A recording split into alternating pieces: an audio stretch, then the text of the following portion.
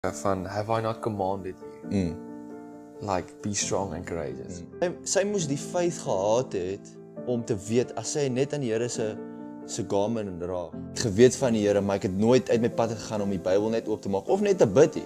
En hoe beautiful is dit, want Jesus is ons shepherd. Ja. Verloofraag, toe dink ek is balle my kop. Ja. Dit lyk soos gangsters. En onmiddellik, hy sit sy hand op die Bybel en hy sê vir haar dankie. En dis die verskil tussen jou faith en 'n normale persoon. In 'n kerk in te stap waar ons 'n verhouding kan bou. Ek het nie 'n cooking clue wat ek gaan doen volgende. Ek kon nie so lank gewag. Ja. Maar raad jy, jy het hierdie op my pad gooi. Let's go. Ja. Maar jy ken nie my God nie. Ja. Like I've witnessed it. Ek het al gesien, daar was altyd hy kom altyd deur, maar in sy manier. Baie van ons sien nie sy hand in ons situasies nie. Ja. Was hy beroof en hulle 3 keer die sneller getrek waar die sneller die afgegaan het. Kan nie werk. Dit is ek speel die bottel met God. Ja. Die bottel land op my en hy command. Onthou daai vrees van soos dit is als was. Weet daar's nou stukke aan die ander kant doen ek so laai teen graad 5. In 'n geval want dit is waar letterlik waar lewe my gebring het. Dit is hoe desperaat. Al wat ek vra is help net my pa. Ek kan niks, ek weet nie eens om te sê. En ek spreek dit uit vir die eerste keer, Here, ek wil nie meer hierdie staan op. En ewe skielik voel hy net 'n hand op sy skouer. Maar hy weet jy dat hy gaan na die besluit na ekstra sy lewe te neem. Ja. En hy sit sy hand op sy skouer en sê, "Jesus, nee, hoe gaan dit?" En toe hy omdraai toe loop die trane by sy oë af. Delusional faith, right? Daar's 'n prentjie van Jesus wat voor 'n dogtertjie staan, dan hy vra vir haar klein teddy. Dan wil sy dit nie gee nie, maar hy staan met 'n massive teddy agter sy rug en dan sê hy, "Van gee die teddy?" Dan kyk, soos gee dit. Ja. Wat? Ja, sê, welkom. Dankie. Lekker om te wees. Alright, ja, so net om vir die viewers, ons gaan baie Engels praat, Engels en Afrikaans, so dit is nie net Afrikaanse pod nie. Vir die viewers te vertel wie's André, ja, so 'n klein intro. So André is 'n groot Christen. Hy is 'n lewenslange vriend van ons almal. Hy is vanaf die ouderdom van 18 reguit uit die skool uit na Optimum toe, waar hy 'n finansiële adviseur was en aangestel was. Hy is nou onlangs verloof aan sy verloofde, nadat hulle 7 jaar saam was. En hy's 'n man wat sy hart brand vir God en om ander se lewens te beïnvloed waar ook al hy kom. Al is dit ou tannie wat gaan staan net langs die pad laat in die aand, of om net te luister na 'n vriend se drome en om saam met hulle te bid en hulle te support. En dan ook wanneer hulle daai goals gereach het, om net so bly te wees vir sy vriende. Ja, en almal wat vir André ken, weet dat hy speel 'n massive rol in hulle lewens. Hy is ook nou net klaar met sy yachty kursus. Hulle is op pad New York toe en hulle vlieg môre as ek dit. Ja. So hoekom ons vandag hier sit en gesels is oor André se storie en ons groot doelwit hier is dat enige iemand wat luister inspirasie sal vind deur die storie en net sal opstaan en hulle eie drome sal volg, maak nie saak wat jou situasie is nie. En ons sal bietjie meer in diepte ingaan oor dit en oor sy storie, maar ja, André, massive inspirasie vir ons, vir my, vir ons vriendegroep, ek weet dit. En ja, as ek dit nou so kan stel, is baie guts om te doen wat jy doen en om alles te los en net agter jou drome te gaan en net die faith te hê om te dink of om te weet die Here sal deurkom, al weet jy nie wat die antwoord is nie. So ja, om daar te begin. So ja, vanaf jong ouderdom het jy vir ons almal gelei na die Here toe, soos van ouderdom 15, 16. En dit was vir my 'n groot ding, want ek het altyd gesien, maar ek wil nooit betrokke geraak het. Ons vriende wil maar gekuier het en dan na Saterdag aan se kuier, dan nooi hy ons Sondag kerk toe en ons soos André. Maar dis wie André is. Hy verstaan, nadat ons gekuier het die aand, sal hy nog steeds kerk toe wil gaan en hy sal ons nog steeds sy vriende dryf soontoe. Hoe het jy daar uitgekom? Het jou familie jou geleer van die Here? Hoe het jy Christendom opgeneem die eerste keer?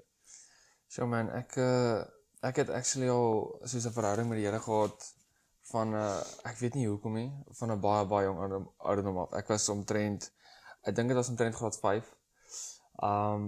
Laerskool. Dan het ek letterlik my pa gevra om my ouers het nie altyd kerk toe gaan nie. Dan het ek hom gevra om my letterlik man alleen met die kerk te gaan aflaai.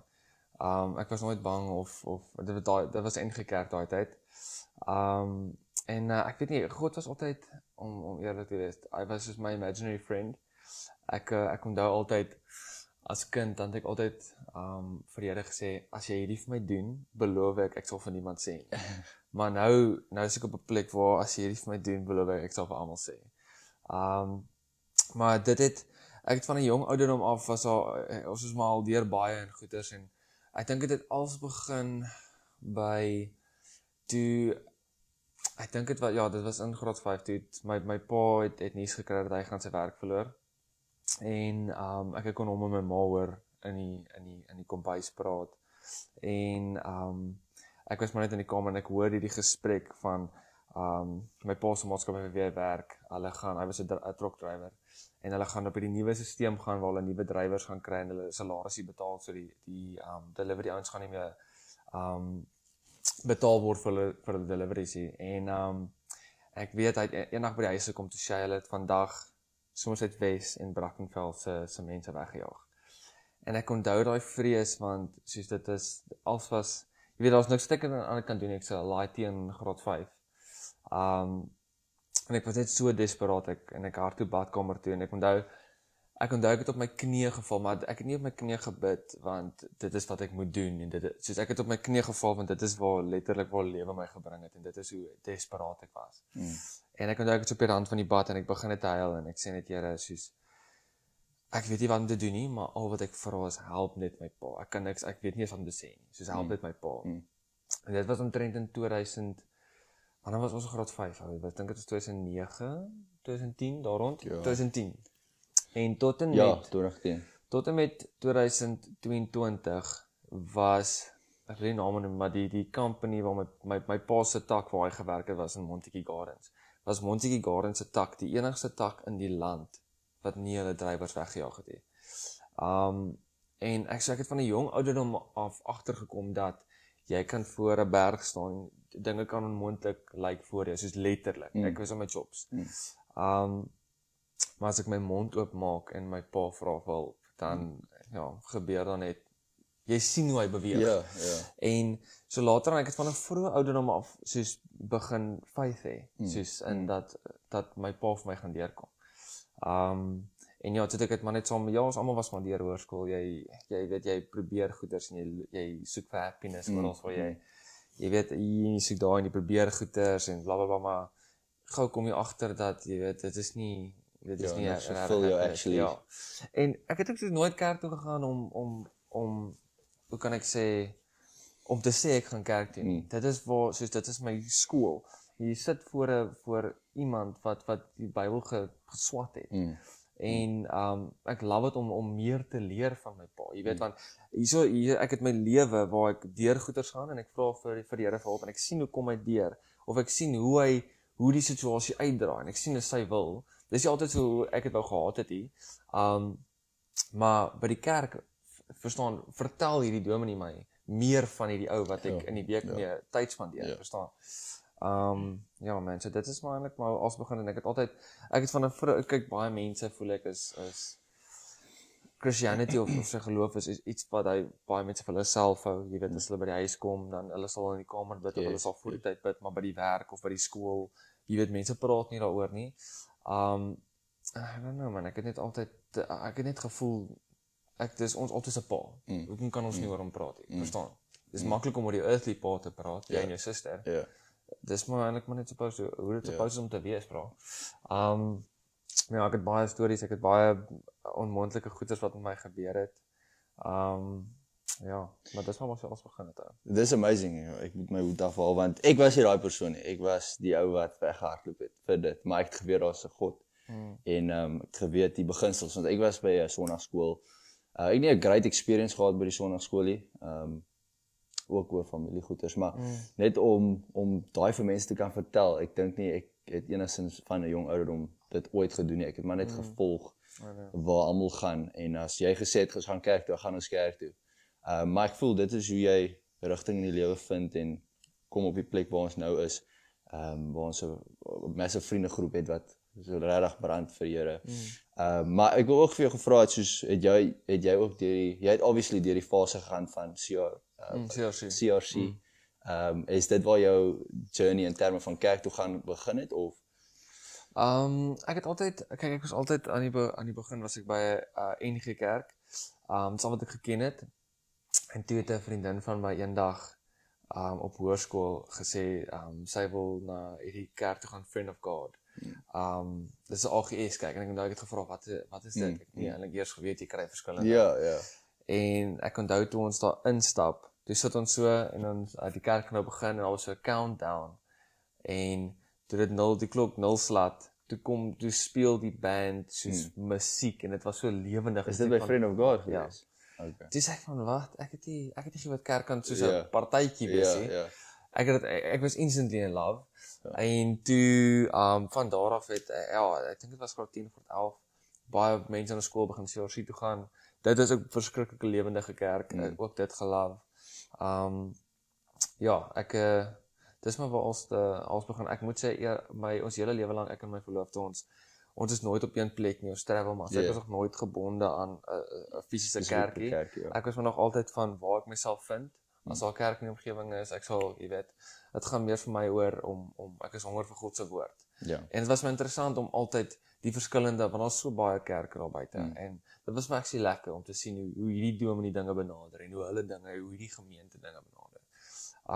Maar van 2 jaar terug het ek my verloofde, my meisie daai tyd, het ek vir gesê dat ek weet ons gaan binnekort trou en jy weet wanneer ons trou, ek wil hê dat die pastoor wat ons gaan trou, hy moet my ken. Maar ek het afgekom na 24 jaar, het ek nog geen verhouding met 'n pastoor. Dit is die nadeel van so ding is.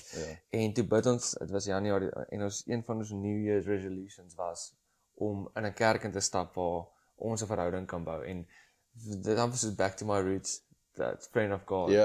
Kom ek weer aan en toe as ek aanstap, Wayne en Chantal het ons letterlik net verwelkom van die begin af. En ons het 'n verhouding met hulle gebou, ons het selgroepe bygewoon en ons was in sy huis. Hy weet alles waar ons gaan. Dit is so spesiaal. En hy obviously trou julle nou. Ja, Wayne en Chantal. So ek het ook net 'n experience wat ek toe ek by die eerste keer by die kerk kom saam met my, toe was ons nog net saam. My meisie daai tyd. Toe ons die diens klaar is, hier is die pastoor wat nou net gepraat het, hardloop agter my aan. Hy wil net homself voorstel en ek soos ek het nog nooit dit gehad hier, soos iemand het nog geen pastoor het al dit gedoen in my leeftyd waar hy actually homself net wil kom voorstel en hy kom my gelos het dat ek net in die kerk klim, ek was al klaar daar verstaan. Sy liefde en passie vir mense is dit wys. Ja, dis lieflike mense en hulle was obviously vir ons getrou, jy weet ons nou. En nou gaan hulle julle trou. Dit sal cool wees as hulle elke koppel trou. Ek weet nie wie gaan vir Ilian hulle trou nie, maar dit sal cool wees. So ek wil gou gaan na jou vrou toe. So hoekom, as ek mag vra, hoekom so lank? Hoekom het jy so lank gewag? Of jou verloofde? Ek sê gaan nou dit hoor, dan gaan ek weet. Great vraag. Ek weet. Maar ek het maar altyd gesê, dit was altyd finansies. Ons kon seker maar 'n plan maak vroeër om te trou, maar ek het altyd gesê dat ek wil dit reg doen. Ek sê altyd dit is iets wat jy net een keer gaan doen. Ek wil nie soos as daar sekere goed is wat ek wil doen of na hierdie plek toe gaan vir ons honeymoon, wil ek nie dit los om eerder na 'n goedkoper plek toe te gaan nie. Nie dat ek sê nou jy weet $500,000 of $1 miljoen spandeer op jou trou, net so wat ek sê nie, maar ek sê nie dat ek het een keer 'n koppel gesien wat getroud op 27 en albei was op 'n gevestigde plek in hulle lewe. En ek het net gedink daai is, en ek het ook al ons het pelle wat baie jonger ook getrou het. Ek het net gevoel dat daai koppel wat ouer is, jy het meer wisdom ook. En dan ook byvoorbeeld my en my verloofde se verhouding met God.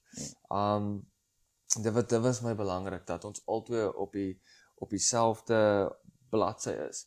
Daai tipe, ding is, wat is die punt van trou? Jy maak 'n belofte aan God. En ek het net gevoel dat as ons nie 100%, hoe kan ek sê, ons verhouding 100% reg is met God nie, wil ek ook dan nog ek wil net hê dit moet ja, so dit was finansies en my verhouding met God wat my so lank laat vat het. Maar weer eens, en hier is ek nou, en ek sal niks verander nie. Ek en my verloofde ek sê in hierdie week hier gesprek gehad. Dit sy my actually gevra. Hoekom het jy so lank gevat? Ja. Maar ja, soos ek sê, ek sal niks verander nie. Ek dink God se tyd is beter as my tyd en dit het gebeur. Om eerlik te wees, nee, weet jy wat het ook 'n massive rol gespeel? Ek het actually 4 jaar terug met 'n jeweler gepraat wat nou ringe doen, maar dit is 'n bekende ou in Pretoria en Miek het vir my 'n ring gestuur en ek ken niks van ringe nie, maar ek kan vir jou ken baie meer van karre en motorfietsse. Jy kan vir my 'n brieklig wys en ek sal vir jou kan sê wat se kar dit is, maar sy sê vir my die ring en ek sê van okay, ek ken nie ringe nie, ek gaan hierdie foto vat en ek gaan dit vir die jeweler wys. En ek stuur dit vir hom en dit is regtig wat gebeur het en dit is ook actually hoekom ek so lank gevat het. Ek onthou sy reply, sê vir my nee, chom, hierdie ring is dis seker amper ek weet nie hoeveel karaat nie. Jy gaan so 1.7 miljoen rand moet betaal. Toe jy 'n bietjie van 'n vrees. Toe sê ek van almal om my is definitief secret miljonêers wat trou. Want dis wat 'n ring kos. So ek kan sommer doen, so as ek die helfte van daai karaat vat, gaan ons steeds 800,000 rand kos, maar ek kan nog steeds vir my 'n flat koop. Dis ek net van not a chance. Ek het actually toe besluit, weet jy wat, ek dink ons gaan net vir ewig boyfriend and girlfriend wees. Ek gaan nie so baie ek het nooit weer, want ek was so nie half embarrassed nie, maar ek was van liewe Vader, ek gaan nie dit betaal ooit vir 'n ring nie. So ek kan nie sien al die ouens om my wat verloof is mal in die kop. So dit is ook, daar's baie goeders. En toe ek verloof raak, toe dink ek is wel 'n baller. Ja, baller van nou. So ja, dis kom ek altyd gesê nee, ek sal maar eers later. Ja. Okay, dis 'n interessante storie. Wat ek gesê het is, okay, en toe na skool het jy nou obviously gegaan na Optimum toe. Soos daai hele storie was ook net 'n blessing, was dit nie? Ja, maar ek het soos ek dink baie ouens kan relate met dit. Ek het op skool, daar was nie daar was eers gepraat van universiteit. Dit is kom vandag nog as mense praat van grade. Ek weet nie altyd, want ek het nooit eers na universiteit die hoop gehad om dit te doen. Nooit, dit was nie. So my ouers het in graad 11, ek het my jonger boeties was graad 9, toe het my ma lening uitgeneem om my broer deur skool te kry, right? En in matriek, toe het ek baie gou agtergekom, ons het almal saam gewerk. Ek het 2 werke gehad in matriek, dat ek nie vir my pa hoef te vra vir geld nie. En ek onthou, aan die begin van matriek, toe, wat noem mense, dit het ek agtergekom dat, ek sien die werke wat ek het, en ek sien die geld wat ek verdien. Dis baie, ek kan nie eers 'n halwe flat se huur bekostig nie, waar weet jy wat ek gaan doen na skool? En toe het dit my begin slaan, van ek is nou al klaar half nie in die werkende wêreld nie, maar min of meer, jy weet, en ek sien wat se geld ek verdien, ek sien wat ek het gaan kyk wat kos goed is, en ek kan niks bekostig nie. Ja, ek hoor dit. Toe het ek baie vinnig besef dat ek is aan my jobs volgende jaar. En weer eens, ek was eendag alleen by die huis, en ek het op my knie gegaan, maar dit nie weer eens, nie omdat ek wou op my knie bid en dit is so ek moet bid nie. Dit is letterlik waar lewe my gebeur. Ek was in die sitkamer en ek gaan op my knie en ek sê vir die Here, soos ek het nie 'n cooking clue wat ek gaan doen volgende jaar. Ek bid net dat jy sal intree. Ek bid vir dat ek of 'n decent, ek is baie reguit met jou. Ek het geleer, jy kan hom maar vra. Jy kan hom maar vra, né? Kan ek of 'n werk kry, 'n decent werk kry, of 'n manier kry om te gaan studeer. En ek het daar gelos, en dit is toe, van na daai gebed is toe dinge begin weird raak het. Ek het, dis nou funny, maar een van my pelle het 'n meisie gehad in graad 8, en wat noem mense, het baie by hulle gaan kuier en goeters, en maar toe graad 9 dink ek opgebreek, en toe daai meisie se ma daag toe by my huis op in matriek. Ek dink ek weet wie die pel is. Ja, en ek onthou ek het geskrik, ek was soos, hoekom is die tannie by my huis? Ek was soos, anyway, sy en ek gaan toe kamer toe, maar ek wou toe kamer toe gaan, my ma is besig met skoolgoed, wat of ek sê kan met my ma praat. Sy sê vir my, nee, waartoe gaan jy, ek is hier met jou te praat. Ek van nare, toe ek daar, dalk het ek iets dalk vir die dogter gesê, dis al drama. En sy sê vir my, nee, sy wil net weet, wat gaan ek doen na skool? En ek onthou ek was soos, nee clue nie. En sy is van, okay, man, werk vir die maatskappy, en hy is 'n finansiële adviseur, hy kort iemand om onder sy vlerk in te neem, en hy dink, jy is die perfekte persoon. En ek is van, joh, my eerste vraag was, wat is 'n finansiële adviseur? Wat doen hy? En sy vertel my toe en ek van, ja, okay, dit lyk soos iets wat ek sal, maar toe gaan kyk ek meer in daai industrie in, right? Want hy soos God stuur mense, hy gebruik mense. God kan nie self my kom sê, Andrei, jy moet 'n makelaar raak na skool. Maar hy gebruik sulke random ons is die body, ons is die body of Christ, ons moet sy werk doen. Exactly, en hier kom die tannie. Anyway, toe kyk ek nou net en ek gaan sien my pa se makelaar en hy sê vir my, jy het 'n mond op jou, jy sal dit kan doen. En toe eindeksamen, besig om te leer en een van my vriendinne wat in DF-land was, sy bel my toe. Ek dink nie sy weet wat 'n groot rol. Ja, sy gespeel het. Sy sê vir my, wil ek 'n koffie kom drink en ek sê, ek is eintlik besig om te swat, maar okay, 4:30. Ek sal 4:30, right? En ek kom aan en haar suster was daar in die sitkamer en die vriendin maak 'n koffie in die kombuis. En ek gaan sit by die suster en sy begin my toe vra, ek het haar nog nooit ontmoet. En sy hoor toe ek se matriek en wat enigiemand vir enige matrikulant vra, what are you going to do next year, right? En ek sê van nou, I'm looking to become an advisor. Nie 'n cooking clue wat dit is nie, maar jy weet, I'm looking to become that. Ja. En sy sê van, okay, I'm going to give you a guy's number. En, want sy was 'n broker consultant vir Liberty. En ek bel toe die ou en ek van, hoor hierso, die dame het gesê ek moet jou 'n likeie gee. I mean, toe sê sy van, okay, hoe oud jy nou? Sê ek nie, ek is op skool. Sê vir my, okay, weet jy wat, gaan Desember gaan plet toe, gaan doen jou ding, en dan kom sien jy my in Januarie, right? En ons maak toe 'n afspraak vir 8 Januarie. En ek gaan sien of ek onthou, die companies in die Waterfront, en ek stap in die boardroom in, en my eerste, hulle het my gesê, okay, jy kan so lank gaan sit, hy gaan nou na jou toe kom. En ek stap in die boardroom en ek kyk uit oor die dam en dis hierdie beautiful fancy boardroom en ek sê vir die Here onmiddellik soos surely gaan hierdie laaitjie van Good nie werk. Hier is 'n manier. Surely not. Hierdie is bo my vir maak, jy weet. En ek sê 'n wit jean ook aangaan, hulle lag ek nou eendag daaroor. Maar anyway, toe hy kom sit vir my en ons begin te chat en hy hou toe van wat hy hoor en 22 Januarie toe bel hulle my.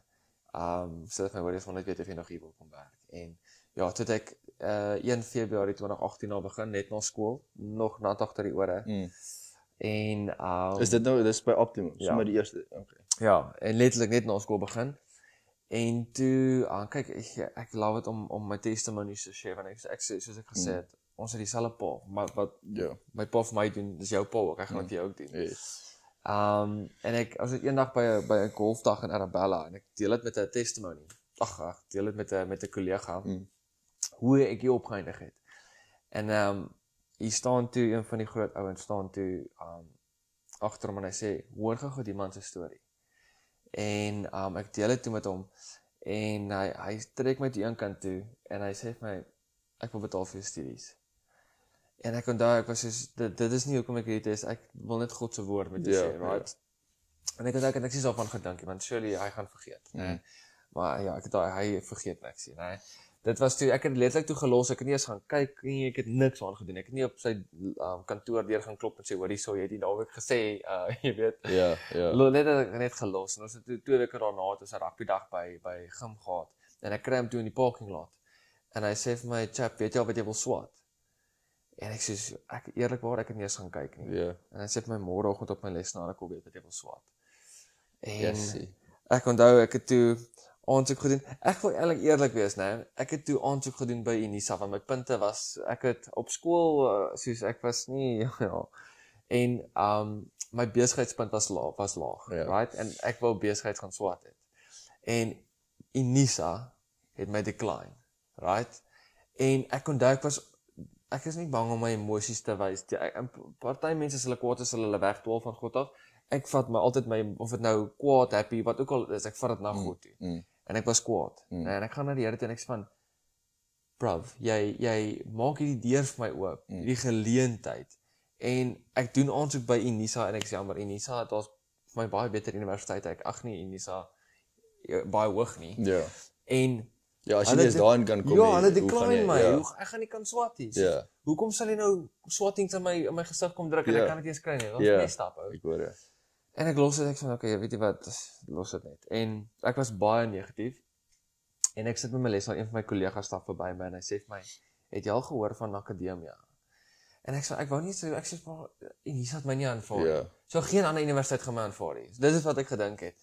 En hy sê vir my, kom ons bel net vir hulle, want die ou se hart is so pure, en ons bel hulle toe, en hulle stuur toe 'n dame ook uit na ons toe, en as Afrikaans Akademie, bitter nice universiteit, en ons sit in die boardroom, sy kom na my toe, en dit was so nice om met iemand fisies te praat van die universiteit, en sy sê vir my, kan sy my rapport, en ek sê vir okay, ek weet ek wil besigheid swat, ek weet my besigheidspunt lyk nie goed nie, maar I'm a change man, ek is nie, en sy sê vir my, man, daai is nie 'n probleem nie, jy werk al 'n paar jaar hierso, gee net jou CV ook in, hulle sal jou aanvaar.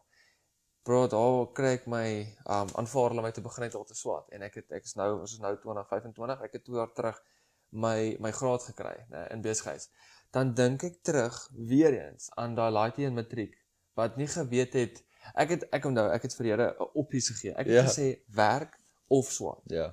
En wat hy toe gedoen, hy gee toe vir my 'n werk, wat betaal vir my swattings. Maar soos, honestly, en dit is waar my delusional faith vandaan kom, soos, I've witnessed it, daar's 'n liedjie, I've witnessed it, ek het gesien hoe goed hy is, en ek het een keer op skool, ek onthou ek was een keer dat iets gebeur, ek kan nie wat nie, maar ek weet ek was aan my chops, en ek vra toe die Here om vir my deur te kom, maar ek het nie vertrou nie, ek het toe geweet, ek het geweet, realistically, gaan ons niks in hierdie situasie kan doen nie, en wraggies op die ouende, kom ek deur dit, en ek was nie in my chops nie, en ek moes op die ouende vir die Here jammer sê, dat ek nie vertrou het nie, right? So van daar wat ek 'n belofte gemaak, jy moet nooit belofte, maar myself gesê, maak nie saak hoe die situasie lyk nie, vertrou dat jou pa vir jou gaan deurkom, maak net jou mond oop, jy moet vra. Ja mense, dit is maar basies my storie, hoe ek by die company opgeëindig het, en daar het so baie goeders ook gebeur by die company ook, en wat nice is dat, ek weet dat God het my geplaas, daar, in 2018, so enigiets wat oor my pad gaan kom, in die company, weet ek gaan kan hanteer, daar het baie goeders gebeur, baie goeders kan beteken, daar is baie dinge wat kan verkeerd gaan in die industrie, mens moet aan so baie goeders dink, en ek het altyd myself net herinner, God het hier geplaas, so hy het geweet, hierdie gaan ek so oor die pad kom, en hy het geweet, jy gaan hierdie kan hanteer, altyd, en altyd kon ek nie die Here se hand oor alles sien, en om ek sien nog dieper in te gaan in die company, soos ek het begin as 'n vitality consultant, daai tyd, toe ek 18 was, en 2 jaar later, toe het ek gesê, okay, right boys, ek wil nou ook makelaar word, jy weet, ek wil nou ook, 'n produk verkoop, jy weet, ek wil 'n boek bou, en ek onthou, ek wil in korttermyn ingaan. Korttermyn is iets wat, jy verkoop, dis nou karversekering, huisversekering, en almal het dit nodig, al my pelle, jy weet, almal het voertuie, of iets wat hulle kan verseker, en ek het 'n gap in dit gesien, en toe het ek al reeds begin kliënte gaan sien, net as jy weet, saam met ander korttermyn makelaars, net in die kar geklim, en net gaan sien hoe hulle dinge doen, en ek was amped, ek was reg vir dit, en, wat noem mense dit, my kantoorbestuurder het toe opgevlieg, al die direkteure het bymekaar gekom in Pretoria, en hy het afgekom die volgende week teruggekom, en ek onthou, ek gaan staan voor hom toe hy terugkom, ek sê van, right, kan ek nou begin, het hulle gesê, is sharp, kan ek maar gooi, en hy sê vir my, chap, jy gaan medies doen, en ek was soos, wat? Medies is die ongelukkig, dit is die meeste werk en die minste geld, right?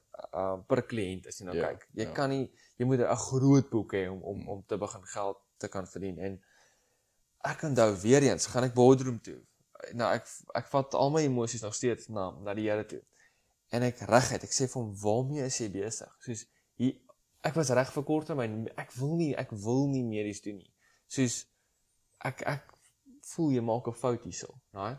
Maar ek het ook die knowledge om te weet, God maak nie 'n fout nie, ek weet, hy is beter wetend, hy is in die detail, en in dieselfde asem wat ek half, jy weet, my emosies op hom uitgooi, sê vir hom, ek weet jy weet beter as ek sal dit doen, maar weet net ek stem nie saam mee, ek glo jy maak 'n fout, maar as jy wil ek moet 'n mediese fondsmakelaar raak, sal ek seker maak ek is die beste een wat daar is, en dit was nie 'n week daarna nie, staan ek in dieselfde boardroom waar ek op die Here geskree het, toe lei my foon toe belle tannie my van Pretoria, haar naam is Mariet, en sy was 'n mediese fondsmakelaar, ek het altyd daar gehelp met haar vitality kliënte, en sy sê vir ander, ek hoor jy geskryf van medies, en toe sê ek vir ja, ek doen, ongelukkig, en sy sê vir my, ek het vandag bedank, maar ek wil net vir jou laat weet dat al my kliënte wat ek opgebou het, wil ek baie graag vir jou gee.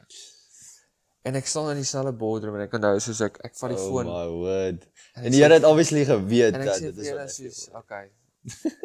ek jammer. Ja. Vat dit terug, nee. En net so toe begin ek met 'n boek. En ek was onmiddellik aan die diep kant ingegooi, soos want ek het geen knowledge gehad oor mediese en hier het ek 'n verskillike boek geërf met 'n klomp navrae. Ja. En weer is ek van, okay, right, Here, jy het hierdie op my pad gooi. Let's go. Nee, en ek onthou ek het al my navrae op 'n lys gesit en ek het ons direkteur gebel en gesê, okay, right, vraag 1.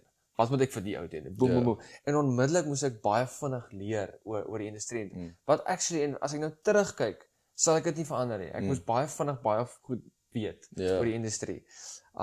In die oomblik was dit obviously terrible. Dis scary. Ek moet op my foon optel met 'n kliënt praat en vir my antwoord gee, maar jy weet, ek verstaan nog heeltemal die konsep goeders nie. Maar dis maar wat gebeur het, maar ja, weet jy, as ek terugkyk sal ek niks verander nie.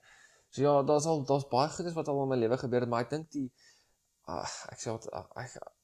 ek weet I found the secret source to life, bro. Soos daar's sekere situasies wat jy's in jou job, mense kyk na my en sê bro, jy's surely is jy in jou jobs. Maar jy ken nie my God nie.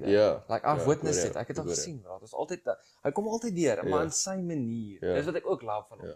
Is dat soos ek weet nooit, ek sê altyd wanneer ek van die stage afstap en ek sê vir julle, right, I've tried, die mense het nie my hande geklap nie. The stage is yours. Dan maak jy hier aan knak as jy. En dan wys hy vir my hoe hy dit doen. In sy manier. Dan sê ek was altyd soos in awe, soos hoe hy van my deurkom. Maar die secret is, jy moet hom van die begin af benader.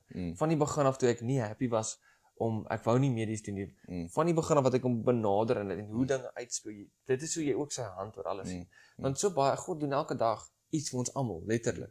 Maar baie van ons sien nie sy hand in ons situasies nie. My verloofde sê ek altyd vir my, soos jy het so baie testimonies. Ek en jy was die helfte van 'n testimonies saam deur dit gegaan. Ek het hierdie selfe gegaan, want ek het op stadium gesê nee, ek het die testimonies nie. Maar jy realize net nie wat die testimony is nie. Want jy sien dit nie as God wat vir jou deurgekom het nie. En dit was actually my volgende vraag aan jou. Wat sou jy vir iemand sê, 'n jonger man of 'n jonger laaitie wat op skool is of wat nou net uit skool uit is, wat sê maar nou iets gebeur met hom, 'n goeie ding of 'n slegte ding, wat dit klassifiseer as luck of unlucky. Waar wat jy kan hoor van jou is als daai luck is die Here wat vir jou deurkom. En dis die verskil tussen jou faith en 'n normale persoon wat dis kom hy nie daai testimony sien nie, want hy dink is luck. Dit is deur sy eie krag. Hoe jy daai faith gehad om net te weet dat dit is Here. Kyk, weer eens net, dit is nie iets wat net oornag gaan gebeur nie. Jy gaan nie net eendag opstaan en sê okay, ek vertrou nou op Here. Dit is baby steps.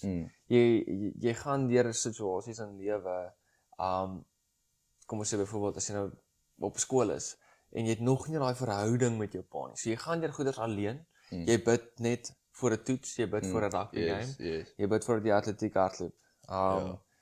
En dis dit. Maar jy vat hom nie in jou huis in nie. Jy praat nie met jou pelle. Jou pel sukkel met iets, maar jy sal nie vir hom sê hoor hierso jou pa in die hemel hy weet hy's daar vir jou. Right? Jy's nie alleen nie.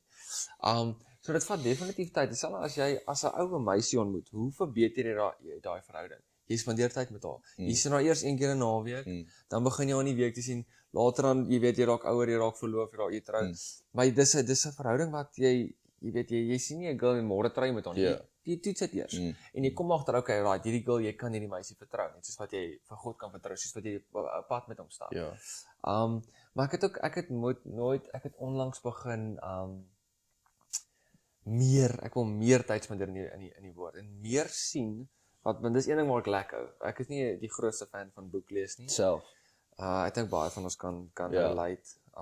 ADHD en ons laat nie wat lees nie en ons laat nie wat goed onthou nie. Ja, so ek traai meer regtig waar meer tyd spandeer nie, want daar's so baie beloftes wat ons pa vir ons maak en ek het daai attitude van okay, as jy dit vir my beloof, ek gaan nie woord vat. Ek gaan nie as jy vir my sê jy gaan dit doen, verstaan. Jy moet daai attitude hê teenoor jou pa. En iets wat vir my ek moet jou vertel want dit het gister gebeur. Ons het die Moving Mountains ding wat ons nou gister gechat en my verloofde het kyk ons het nou onlangs obviously ons werke glos ons sal nou daarby kom maar Daar's baie fear en goeders wat Ek jy kan weet, imagine. en fear is nie van God. En jy kan dit gaan Google, né? Hoeveel keer in die Bybel dit sê do not have fear of have courage of al daai, alles te doen met fear, né? God wil nie hê, dis nou een ding wat hy van jou, hy wil nie hê, want dit is nie van hom af, dit is van die vyand. Ja, Right? Dit kom 365 keer voor in die Bybel. Ek sê altyd, wat anders is 365 keer? jaar. Jaar, ja. Daar in 'n jaar. Ja, daar nie. Dis crazy, dis een vir elke dag. Soos God Yes. maar regtig waar jy moet bang wees, né? Anyway, en Mika wys toe vir my al die versies, hy toe gaan opsom 'n klomp versies oor fear, right? En ek sien toe Joshua 1 vers 9. En ek onthou dit het so vir my uitgestaan. Ons almal was op skool, right? Almal het al spin the bottle gespeel. En ek vertel dit vanoggend vir haar boetie ook, nee. En ek sê, wat is die, so as jy 'n bottel op jou land, right? Dan vra hulle vir jou 3 vrae. Dare, truth, command. Nee, ons het altyd, ja, laerskool ook. Wat is die ene wat jy altyd kies? As die bottel op jou land, hulle sê dare, truth, command, wat kies jy? Ek kies truth. Ja, okay, truth, right? Wat is die tweede een? Wat is there? Dare. Niemand kies Command, command. want jy moet dit doen. Is dit moet nie? Ek kan nie, ja. Command is jy moet dit Okay, doen, ja. right? En Joshua 1 vers 9 sê, have I not commanded you? Be strong and courageous. Ja. Do not fear, do not be dismayed, for the Lord your God will be with you wherever you go. En ek sê, die Here command my. Dus ek speel spin the bottle met God. Ja. Die bottel land op Ja. my en hy command my. Moenie bang wees. Dit sê ek van jou Here. Ja. Daai is soos was crazy, né? Soos ek het dit aan dit dink, soos ek van jou, ja, daai is so. Daar's so baie cool goed in die Bybel, bro, wat God vir jou sê. Want dit is nice want jy twee kante. Hier's wat jy die verhouding waar jy weet dit is baie onseker want God is nie regtig. Hy's nie in persoon hier en sê vir jou, Sion, doen hierdie. Ja. Maar daar's sy woord is daar, die Bybel is daar. Ja. En al die goedes wat hy daarin sê, en dit hoe later en hoe jy kan relate met dit. Ja. Hoe jy na sy woord gaan kyk en jy pas dit toe in jou lewe en dit gebeur actually. Ja. Crazy. Ja, dis essentially waarop ek hierdie podcast gebou het is ek het in die kerk gesit en ek het jou al hierdie storie vertel. Ek het in die kerk gesit en ek het hierdie woord gekry soos ek hou van 3 goed want ons is besig om ons purpose te discover in die kerk. So ons gaan deur growth track en dan die derde punt is discover your purpose. En maar voordat ons dit gedoen het, voordat ons by discover your purpose gekom het ek net 'n idee gekry van en baie keer kry jy idees en dit stiek nie soos dit fade net. En dan is daar idees wat ek al gekry het waar ons vriendegroep bymekaar moet kom en ons moet ons tiendes uitsit en dan gebruik die Here daai as 'n massive ding en dis dieselfde met hierdie en ek kry hierdie boodskap as 3 goed wat ek passief voor is God, sport en besighede. En ek het net gedink of iets sê net vir my maak begin 'n podcast en praat oor die Here, hoe hulle in daai velde. Share your faith. Ja, hoe mense in daai velde God gesien het werk in hulle situasie en ek dink daar's baie sportmense daar buite. Ek ken daarom 'n paar en ek kan vir so sê dat dit is nie iets wat gepraat word op die sportveld hier. Dit is 'n taboe om te praat oor die Here. En almal is op hulle knieë en bid voor die game en goed as jy sien dit lyk mooi en is soen hier en wys op. Altyd, ja. Omdat almal anders dit doen. Kruis op jou en ek was dieselfde. Ons almal was dieselfde. Ja, kruis op die tyd met die versie Psalm 121. Maar dan as jy dieper gesels en ek gaan nou nie name noem nie, maar een speler wat sê nee, hy kan nie dit opbring en sê jy's weird as jy dit opbring of hulle sê jou dadelik shut down of hulle sal jou maak klink jy is stupid. So dit is essentially hoekom ek hierdie ding begin het en jy praat van fear en ek bel jou die ander dag en ek wil dit vir jou mention want jy gaan weg en ek wil hierdie ding met jou doen soos dat ons nou hier sit. En toe antwoord jy nie, want obviously jy was besig. En toe dink ek, okay, maar dis is actually fear en ek soos nee, ek wil dit nie doen nie. Natuurlik, dis die eerste ding wat inskop. Ja, come on, dit is 'n bal. Ek sien al die possibilities, soos een ding van my, ek het baie contacts, so ek kan by mense uitkom. Nou moet myself verstaan. Hoor te ag as enige anders nie, maar soos en ek sien net hoe alles kan werk. Maar dan sê daar stemmetjie vir my, nee, maar jy kan nie, jy's nie goed genoeg hier. Jy verstaan, jy het nog nooit dit gedoen nie. En jy praat dan van fear en die ander dag en ek bid en ek vra vir die Here, gee my net 'n sein en ek chat toe met jou en jy sê vir my, luister hier, ons maak dit 9uur. Hy sê vir my, okay, ek kan 9uur dit doen en ek soos, okay. Ek gaan nou nog nie sê dis die Here nie. Ek gaan nog die Here toets. En ek ry toe na my ouers toe want ek moes vir hulle iets gaan doen het. En ek kry 'n boodskap of daar kom 'n notification op my foon of op my kalender. Jy het 9uur Woensdag 'n meeting met 'n kliënt, né? Ja. En ek is soos, o, jene, ek het myself gedoubleboek en nou sê ek soos, maar hierdie is vir die Here en hy het vir my hierdie boodskap gegee, ek moet dit doen en nou doen ek dit. Alles werk perfek uit. Hoekom sal hy nou soos wil ek jou meeting cancel? Ja, ek wil nie my meeting cancel nie, want dit is obviously geld en ek wil nou nie onprofessioneel lyk nie. En ek is heeltyd tussen die twee en ek ry en ek dink, okay, ek gaan nou vir hom sê nee, okay, ek gaan nou vir jou sê nee, ons moet cancel. En dit gaan heel en ek weet nie wat om te doen nie. En okay, die laaste rit voordat ek by my ouers huis kom, dink ek, okay, ek gaan nou net vir die oue boodskap stuur en sê, luister die, ons het nou gedouble boek en ons het 'n video wat ons moet skiet. Toe ek my foon optel, staan daar, Sion, ek het 'n bietjie griep, kan ons uitstel na volgende week Woensdag toe, en ek soos, Here, jy het nou net vir my die antwoord gegee dat dit nie uitwerk. God maak dit partykeer te obvious. Ja. Dat jy weet, daar sekere goeders wat hy vir jou wil hê, né? Soos, bro, hy jou footsteps gehad. Ons was nou 2 weke terug was ons by Mighty Men, né? Ja. Next level. Dit was so wat 'n voorreg. Was dit om saam met ek dink dit was ek weet nie hoeveel tussen 3 en 5000 mans. Ja. Dit kan wees in al ons vriendekring, almal in die vriendekring wat daar was regtig waar 'n voorreg om die Here te kan dien. Soos dink ons baie mense wat lank vir so iets. Maar anyway, so ek was die donderdag, ons het die Vrydag gery, right? Die donderdag as ek by die huis en ek soek 'n hoed. Right? Wat gaan warm wees die naweek. En ek sê vir Miko, ek soek 'n hoed, ek wil nie ons op die huis van ons gebly het. Ek wil nie die oom se hoed vat ek nog, weet jy wat? Los dit. Ek ry môre na my pa toe, hy sal vir my hoed hê. Okay? Kom die Vrydag by hom aan. Die eerste ding wat ek vir my ma sê, ma, het maak vir my 'n hoed. Okay? Sy gaan kyk in die kas en sy kry vir my pa se ou cowboy hoods, né? Dis ek dink okay, ek dink nie ek gaan dit dra nie, maar kom ons vat hom saam, right? Hulle gaan nie girls wees nie, jy hoef nie jouself niemand te impress nie, right? Maar die hoed is bietjie klein. Maar anyway, ek vat hom saam. Ons kom die Vrydag aan en slaat tent op, chat lekker en ons woon die sprekers, ons kyk hoe die sprekers praat en ons worship en goed, it's very very nice. En toe die Saterdag raak dit baie warm, right? En ek was besig om met my pelle een van ons te help, ons het 'n pan skoon gemaak, né? En ek sien my pa kom terug en hy dra 'n nuwe hemp. Hy dra swart hemp met 'n kruis, dan staan daar Proverbs ietsie en 'n hoed met 'n kruis op. En ek sê vir hom dadelik, "Waar het jy dit gekry, pa?" Ja. En hy sê toe nee, daar's as jy 'n stalletjie, hy was badkamer toe sien hy 'n stalletjie wat merch verkoop. Ek sê maar daar is nie sy. Ek sê weet jy wat Arne, ek maak jou gou die pan skoon, ek gaan gou. Maar ek wil hoed hê, dan gaan dit warm raak en ons gaan nou afgaan na die stage toe. En ek hardloop toe dadelik na die stalletjie toe. En ek kom maar aan en ek was 'n paar mense om die stalletjie en ek draai so tussen, ek soek net vinnig hoed en ek kry 'n nice breinhoed met 'n kruis op en ek wil betaal. En die tannie wag vir die masjienkie om te laai. Ek sien ek kom staan twee ouens langs my. Ek is letterlik net gefokus om te betaal en te gaan. En toe hoor ek dit so duidelik. Soos ek onthou ek het gevries en ek was soos wat. En die ou sê, "Hoeveel vir hierdie Bybel?"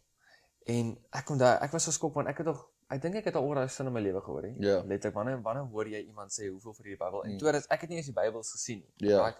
En ek kyk af en ek sien dis beautiful leather Bible met gold plated. En ek kyk toe op en toe sit dit is twee dit lyk soos gangsters, right?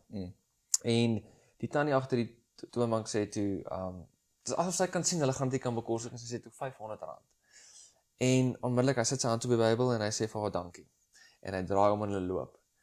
En ek was net so geskok en ek kyk so en ek voel hoe die Here vir my sê ja. Daai guilty bidde, ja. Koop daai Bybel vir daai man. Ja. En onmiddellik, soos jy weet, ek het my verloofde het ons werk bedank. Ons het nie ons weet nie waar ons volgende salaris vandaan kom nie, right? En ek staan terug, ek sê vir die tannie net gevat. Ek dink die tannie dink sy kyk is mal. Ek staan terug en ek sê weer eens, altyd eerlik met jou. Ek sê vir hom, Here, Het jy so Ek het gepraat? nie, bro, En sy kyk vir sy jou. staan, toe die masjien klaar reg Ja. met 'n tap, right? En ek staan toe terug. En nou staan ek so nou ook my hand so en ek sê, Here, ek het nie 'n werkie. Nee, ek weet nie waar my volgende Ja. salaris vandaan kom nie. Nou moet ek R500 se Bybel koop vir ek weet nie of jy die boek gaan lees nie. Ja, Come on. ja. En wanneer toe hy sê, vertrou my nie. Vertrou my nie dat hy vir my gaan deurkom maar oor in Amerika nie. Ek sê altyd, soos hy vra my altyd soos, Ja. dis wat is, right? En ek stap word ek sê vir die tannie, ek sê my daai Bybel ook asseblief. Maar ek dink sy kan seker nie verstaan hoekom iemand so negatief is om 'n Bybel Ja, te koop, ja. right? Sy weet ek koop dit vir. Ja. En jy moet net sê, bro, wanneer jy moenie wanneer jy goeie goed doen vir mense moenie altyd dit deel nie, jy moet dit altyd vir Ja, jouself hou, ja. maar hoekom ek hierdie deel It's a testimony. is hoe God jou voetsteps kan guide, Ja. right? Ek vat toe die Bybel, ek stap toe na die ou toe en ek gaan toe na die ou toe wie gevra het, hoeveel vir hierdie Bybel. Ek tik op sy skouer, ek sê, meneer, God het my gesê ek moet hierdie Bybel vir jou koop, right? En sy oë raak so glanserig en toe ek begin toe met hierdie ouens te praat en die een ou was toe 'n gangster van Manenberg wat die lewe gevlug het en hy bly nou op 'n plaas en die ander ou is 'n local in Ashton, right?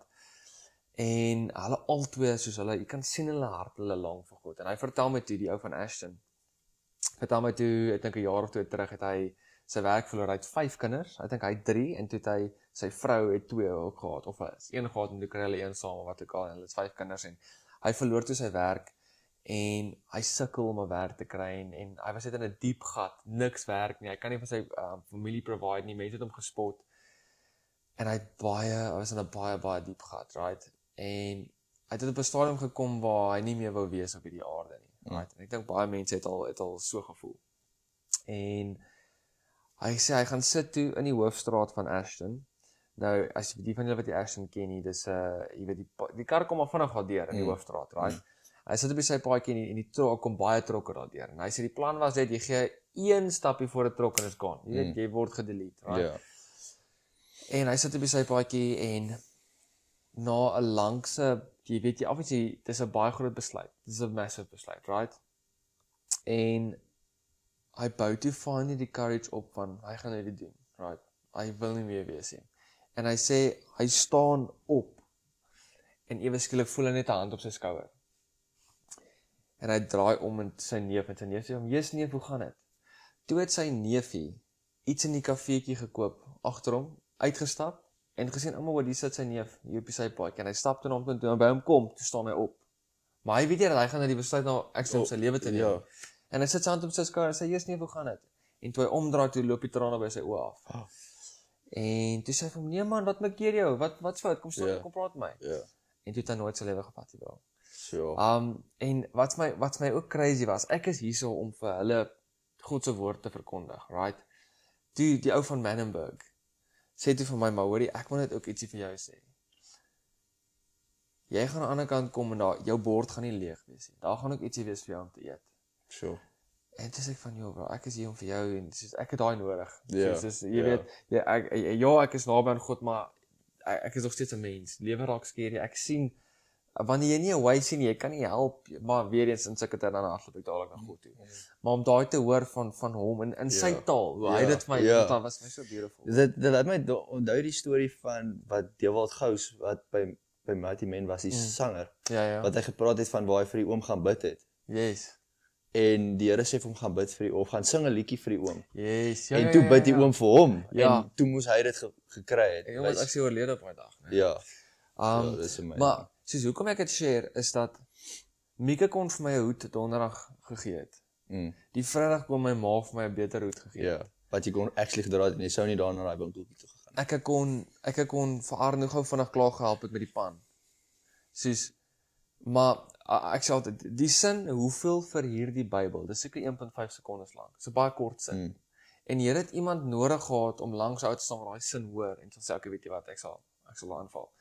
En wat 'n voorreg is dit om te weet dat God, dis hoekom ek sê altyd jou goal moet wees om 'n wissel te wees. Dit gaan nie oor jou nie. Dit gaan oor jou broers en susters om jou wat God se hulp nodig het. En ek wil opstaan elke dag en sê Here, kies my, bro.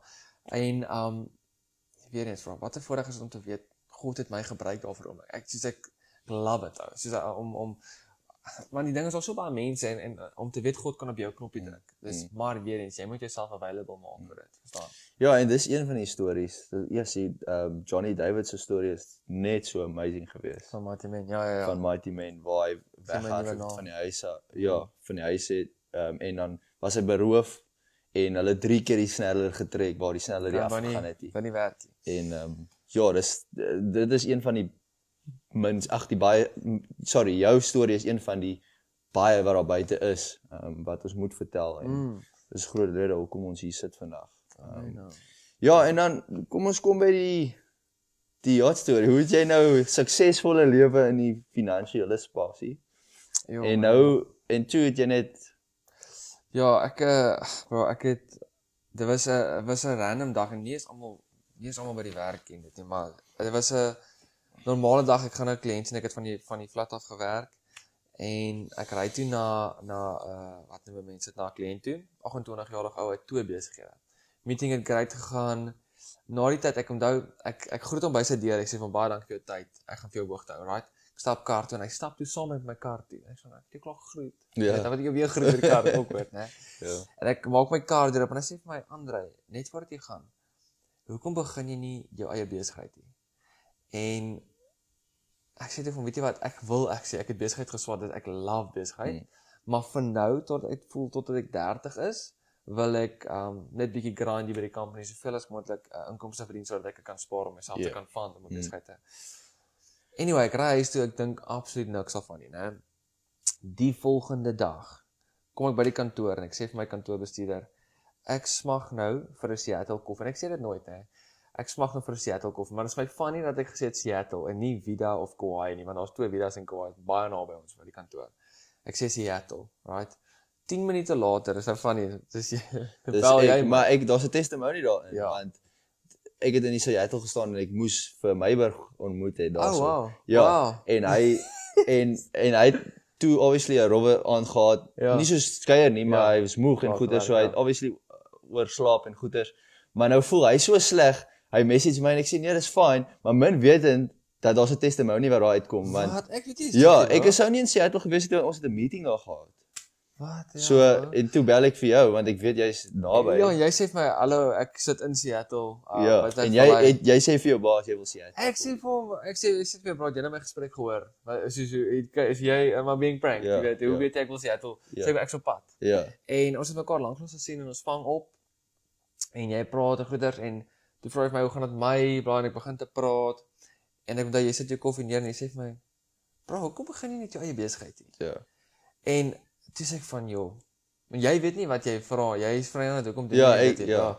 En ek sê, well, jy is nou die tweede ou in 2 dae wat my vra, right? Dis so funny dat ek het nie geweet, jy het daai storie, ja. Maar, en ek onthou toe na daai, ry ek huis toe.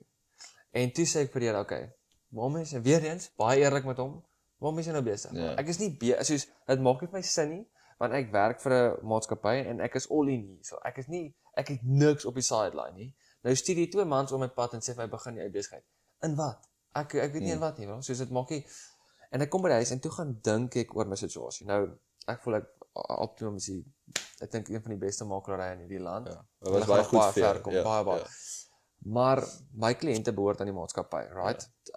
Dit is hoe dit werk. Ja. En toe besef ek dat ek kan nie, as dit nou my maatskappy was, kon ek my kliënte verkoop het en die kan na kapitaal vat. Ja, jou boek verkoop het, ja, exact. Maar ek kan nie dit doen, ek sien nou 'n posisie nie. Toe dink ek, maar as ek op 30 daai besluit gaan neem, ek gaan op 0 moet begin. En teen 30, ek gaan of dalk al 'n kind hê, ek en Mika, as die Here ons seën, of Mika gaan dalk al swanger wees van daai tyd. Dan kan ek nie bekostig om op 0 te begin. Ja, exactly. Dan jy jou besigheid word. Toe dink ek, okay. En toe vra die Here vir my 'n baie eenvoudige vraag. Wanneer dink jy is die beste tyd om op 0 te begin? So ek van obviously nou, ek het nou die minste om te verloor want die weet soos vir die lewe aangaan. Maar dan sê ek maar nou wat nou? Wat ek nou bedank wat dan? Soos ek het niks, okay? My pa verjaar einde Junie, sit aan tafel en my boetie en sy meisie sit langs my en hulle altyd is nog jonk in hulle industries en goeders en hulle kan nog baie skuwe maak en goeders. Ja. En ek sê vir hom, Sultan, as ek in julle skoene was, sal ek op die yachts gaan werk het. Nee? In my lewe, ek werk nou al 7 jaar, en ek kan getuig, en ek dink meeste mense kan, die 3 goed wat die meeste jou geld vat is, as jy salaris kom wat 'n tax, jou verblyf en jou kos. As jy daai 3 goeders kan, dit sal my lewe sal almal se lewens sal super anders wees, right? En op die bote ja, daar's 'n limit, maar op die bote jy betaal nie tax, jy betaal nie vir verblyf, jy betaal nie vir kos nie, right? En ek sê van jy kan jouself so ver vooruit sit. I mean, waar mense hierso gaan nog so baie jare moet werk om daai kapitaal te kan opbou. Verstaan? Jy gaan in 'n baie korte tyd dit kan doen. Maar dit slaan my soos 'n weerligstraal en ek kyk na Mika en ek sê liefie, imagine ek en jy doen dit vir 'n paar jaar. En dan sy sal dit môre doen. Dis van okay, joh, Here. Is dit? Moet ek dit doen, right? En ek onthou ek het werk gehad daai week in Durban.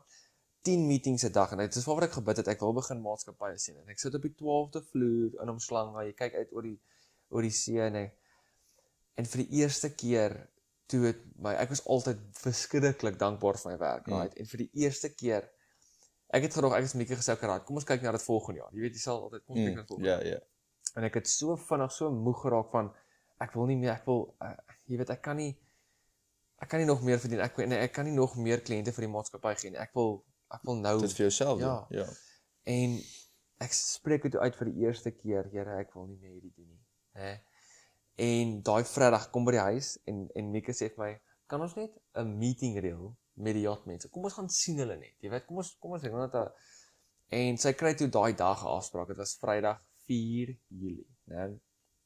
En ons kom teraan, ons love toe wat ons hoor, na die tyd maak ons toe 'n roadmap. Want kom ons sê as ons nou hierdie wil doen, moet ons nou hier is ons op land en hier is ons op 'n boot. Wat moet ons nou, ons is nie studente, ons het al 'n lewe opgebou in Suid-Afrika. En ek moet hierdie actually vir jou wys. Toe wat ek dink ek kan dit vir jou dalk net so pop-up laat opkom. Wat is dit die roadmap? Nee, nie die roadmap nie, die boodskap. Ek het die aand van 4 Julie bel ons haar vriendin wat reeds op die yacht is, nee, en ons praat met al die mense aan, hulle is so excited vir ons, hulle dink is 'n great keuse, bla bla. En toe raak dit bietjie off topic, right? En Mieke begin toe met haar vriendin te gesels oor hulle goedjies en ek raak toe nie meer geïnteresseerd nie. My foon lê voor my. En ek tel toe my foon op en ek maak Instagram oop. Nou daar's hierdie page New Life in Christ wat ek al follow van skooldae, right? En die hele boodskap van vandag pop op heel bo op my skerm. En ek sit hier so, Mieke sit reg langs my en praat met haar vriendin wat op die yacht is, right? En dit sê, even if you can't see it yet, God is moving behind the scenes. He's shifting things in your favor, opening new doors, healing broken places and making a way where there seems to be no way. Today is not like yesterday. God is doing something fresh and powerful. So in Isaiah 43, it says, see, I am doing a new thing. Now it springs up, do you not perceive it? I am making a way in the wilderness and streams in the wasteland. En toe wat die ergste van alles te sê, dat stay expectant, your new season is beginning. Trust him, what's ahead is greater than what's behind. Want ek gooi my foon op die tafel, ek sê vir Mieke, ek dink God wil hê ons moet hierdie doen. Ek dink hy wil hê ons moet hierdie doen, right? Volgende dag word ons wakker en ek sê van wat is die eerste stap en onthou?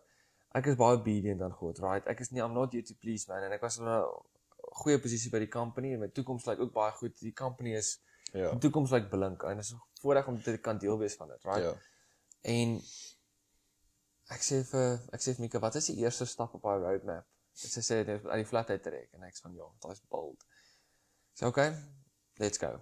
Sê vir die eienaar trek uit, right? En sy laat weer die eienaar huis toe bly vir ons, maar hy sê een voorwaarde, julle moet tenants kry voor die einde van die maand, intrek anders trek ons die huur van julle deposito af. Wat ons nie nou, want nou kort ons baie geld. Nou is al baie kursusse en goeders. En die wat noem 'n mens dit gesien nou wat is daai? Toe wat noem 'n mens dit die maandag, right? Ons bly in soms uit Wes house sit honde. En ek sit en werk op my rekenaar en ek kry 'n gedagte wat sê bel vir Neil. Neil is die ou wat langs my parkeer by die flat en hy weet hoe lyk ons flat. En hy het eendag hierdie glastafel gesien en hy het my eendag gevra, kan ek hom asseblief help so 'n glastafel kry vir sy flat, right? En ek dink toe aan hom en ek nou trek nou uit en ons moet ons meubels verkoop, okay? Toe wil ek vir hom laat weet, hoor ons trek uit, daai tafel hy's oomsin.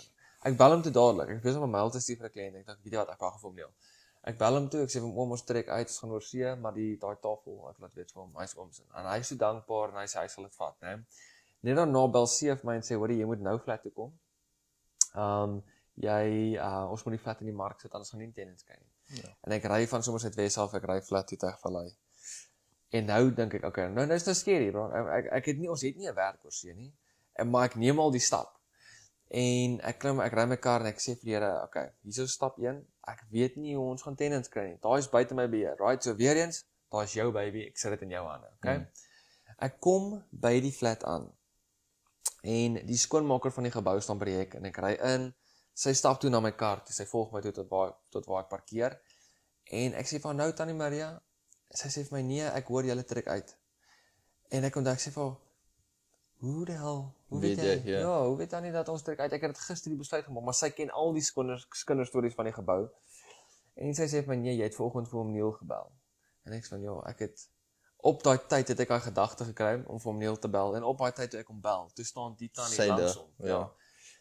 En sy hoor toe dat ons trek uit en sy wil net van my sê dat daar's mense in die gebou wie se huurkontrak eindig aan die einde van die maand en hulle moet uittrek. Kan hulle asseblief intrek in jou flat? En ek sê van what are you telling me? Right? Ek gaan op en ek sê vir CF guys, ek dink nie julle hoef foto's te neem van die flat nie. Want dis iemand wat moet intrek. Ja. En ek laat toe die dame kom, haar naam is Zoe en sy kom kyk toe na die flat, want dis die al nie waar. En sy kyk en sy komplimenteer my toe oor ons meubels en wat ons gedoen het. En ek sê vir haar, I am selling everything. Sy sê vir my, can you do me a favor? Can you keep it just like this? I want to move into this apartment just like this. Ek en Mieke het ons klere gepak en ons messe en varkies en daai goedjies en ons het die flat net so gelos hou. En anders sou julle alles moes verkoop. Alles moes verkoop het, dis al hy moet gaan, ja. En wat my crazy wat hy nou staan ek al en sy en die skoonmaker spring toe op en af, gee mekaar 'n drukkie en sy sê Maria, I'm taking you out. En ek staan en ek dink, ek sê vir Here soos tog hierdie is my miracle. Ja. Minta, sy het ook gebid dat sy 'n plek kan kry want sy kon nie 'n plek kry nie, right?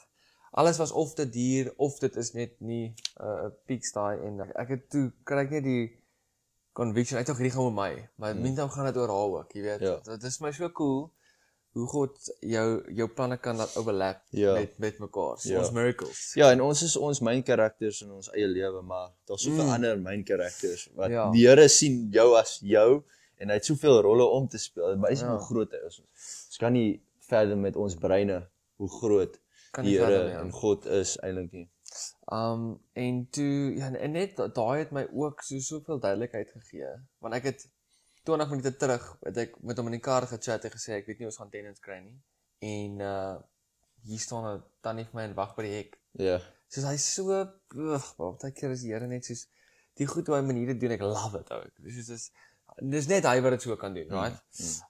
En toe daarna het ons begin die kursusse doen en dit was ook 'n storie ek het toe bedank by die company en dit was ook vir my is 'n baie groot besluit.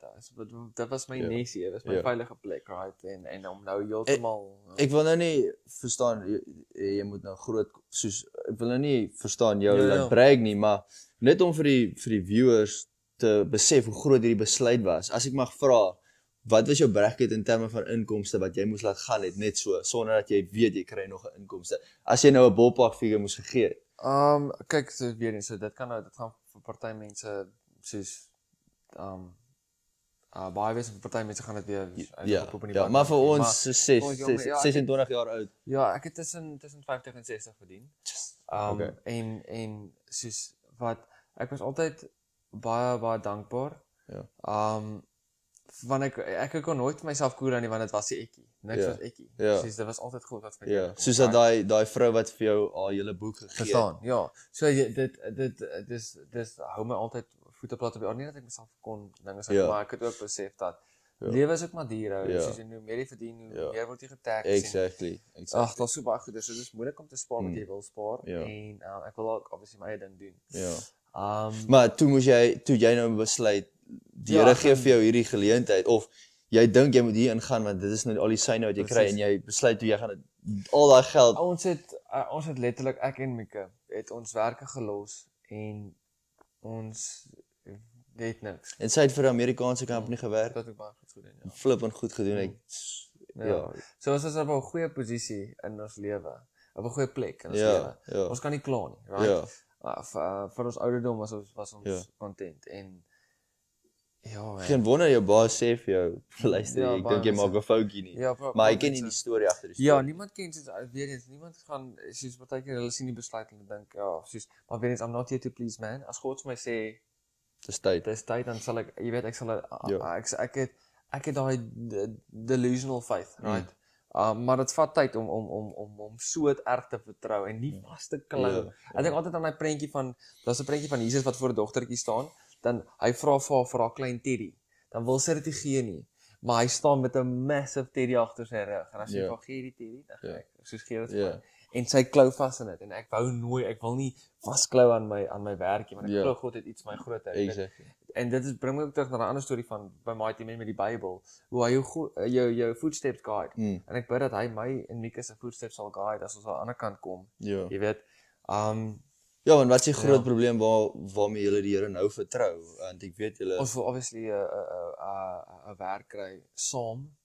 En so baie mense sê vir ons hoor jy kan dit op jou maag skryf of die agency sê vir ons, are you guys prepared to work apart? En obviously ons moet nou mooi groot ons doen dit, jy weet, maar jy ken nie my goed hier. Jy ken nie wat hy vir my gedoen het. Soos maak nie saak wat mens sê nie. Hierdie nou oor, jy weet, tot 'n fat lady sing. So ek glo dat en ek sit my vertrou hy weet, hy ken ons harte. Hy weet wat ons wil hê, wat ons desires is. En weer eens, ek nou hierdie is nou voor die testimonie. Alles was klaar. Hierdie is nou lê nog voor my lewe, maar soos I don't know man, soos ek is sien uit om te sien wat God gaan doen. En ek weet ek is ge-align met wat hy wil hê. So whatever dit uitspeel. Jy weet ek weet dis volgens sy wil. Maar ek vertrou dat hy gaan deurkom vir ons en hy vir my en Mika saam op 'n boot, want ons wil nie graag apart, ons wil nie long distance, dis obviously terrible. Ons het dit gedoen vir 'n jaar lank. Ja, my ouers sal weet. Maar ja, so ja man, ons is baie opgewonde en ons is geanker. Ons is geanker in die Here. Ja, ek is kon ons na die tyd weer 'n podcast doen en kyk hoe hierdie uitgesien. Exactly. En dis grootliks om te wys nog 'n testimonie te deel oor hoe die Here deurgekom het, maar ek gebruik altyd die voorbeeld van die vrou en ek weet nou nie of hulle haar naam gebruik het of nie, maar die vrou wat hoeveel jare lank gebloei het in die Bybel. En ek het dit vir jou die ander dag ook gesê van sy moes die faith gehad het om te weet as sy net aan die Here se garment raak of aan sy rok raak, 'n mantel, daar's die woord, 'n mantel raak, dat sy gaan geheel word. As sy 'n bietjie twyfel gehad het, sou sy dit nie gedoen het nie.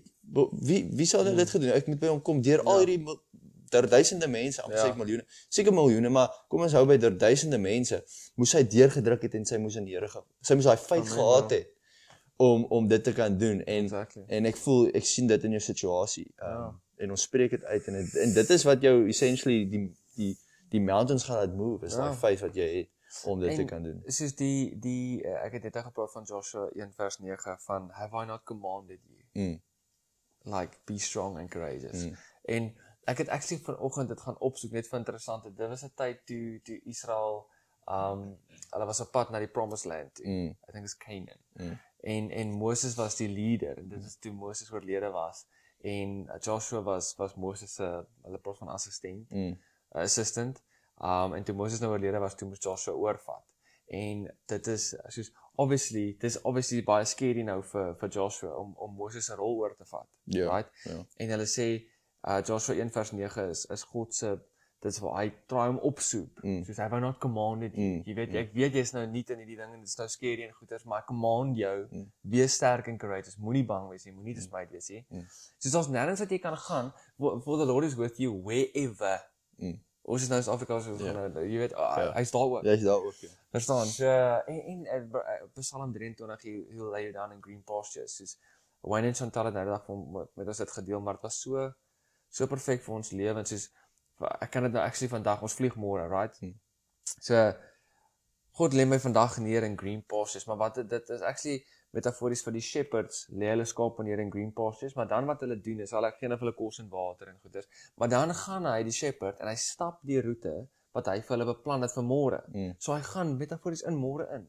En kyk, okay, right, hy wil hulle hier omgaan en dan kry hy die plek waar hy hulle môre gaan neerlê in green pastures. En hoe beautiful is dit want Jesus is ons shepherd.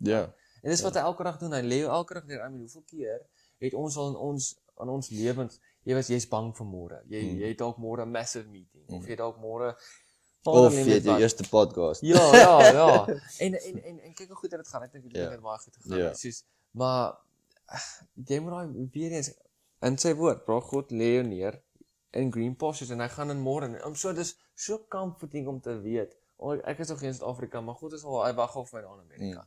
Of toe ek na my flat toe gery het, om dit nou te gaan in die mark sit, hoe daar klaar 'n dame vir my wag by die hek, of vir my te sê, dis regtig waar crazy, wanneer jy jou lewe align met God, en wanneer jy sy hand vashou, die crazy stuff wat gebeur, soos jy, party mense gaan my dalk nie glo in jou, soos dis regtig waar, dit maak lewe so fun, en soos ek sê, ek dink, ek weet, ons het die cheat code van lewe gekry, want, om daai tipe vertroue te hê in hierdie situasie, ek sit hier, ek partykeer voel ek wil huil, waar ek nou gaan, ek weet nie waar my volgende salaris vandaan gekom het, ek's in my job, maar, Vader dank, gaan ek nie deur lewe alleen, ek het my pa wat my, jou shepherd, so, wat is scary, maar ek sien uit om te sien hoe dinge gaan uitspeel, en, ek vertrou dat my pa is lief vir my, en hy het al, I've witnessed his faithfulness, hy is faithful, hy is, so ek sien uit om te sien wat hy hier beplan het, So, ons het dit nou op kamera, so, wanneer jy terugkom, gaan jy vir ons kom vertel, hoe dit uitgespeel het, want, wat is die groot goal? Die groot goal is dat jy al twee op dieselfde boot sal kom, en maar net dat ek voel ook dat die Here gaan ons lei na, ek nie noodwendig om op 'n boot te werk, dalk die regte mense om my pad te sien, wat so maklik vir jou deur kan oopmaak, soos wat ons hierso doen met mense, ja man, ek weet net dat hy sal my plaas op die regte plek, op die regte tyd, op die regte plek, dis omdat ek is opgewonde, soos, wat is dit, Philippians 4 vers 7, wat hy sê, ek moet dit gou kry, ek moet dit met jou share, ek het dit volgende ook gelees, want ek het dit ook nodig, ek dink my Bybel is nog actually oop op dit.